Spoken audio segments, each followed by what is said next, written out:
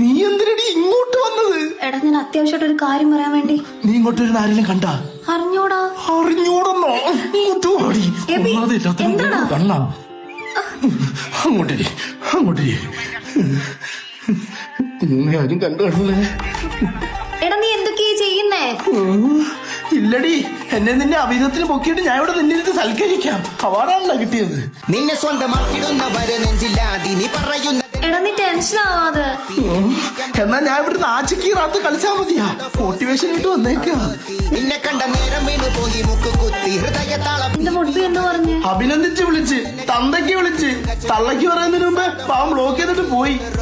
നിന്റെ പരിവാറിലെ തലമുട്ടനാഥന്റെ പെർമിഷൻ കിട്ടാതെ ഞാൻ നിന്നെ കെട്ടൂല. നീ പഞ്ചാബി റൊട്ടിയെങ്കിൽ ഞാൻ നിന്നിൽ സ്നേഹത്തോടെ അലിഞ്ഞു.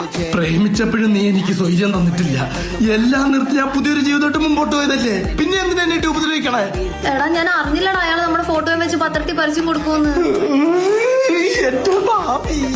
രാത്രി പകലാക്കിടാം നീ എന്റെ തേൻകനി. എടാ നീ ഇവിടെ ഒന്നും ഇരിക്കും, ഞാൻ എല്ലാം പറയാം.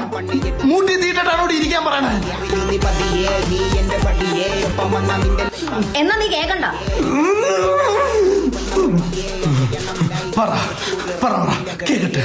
അന്നത്തെ ആ സംഭവത്തിന് ശേഷം ഞാൻ പിന്നെ ആ വീട്ടിലോട്ട് പോയിട്ടില്ല. പിന്നെ എവിടെ പോയി? എന്റെ വീട്ടിലായിരുന്നു. ഓ, രാത്രിയാകുമ്പോ അയാൾ വീട്ടിന്റെ ഫ്രണ്ടിൽ വന്ന് നിൽക്കും എല്ലാ ദിവസവും.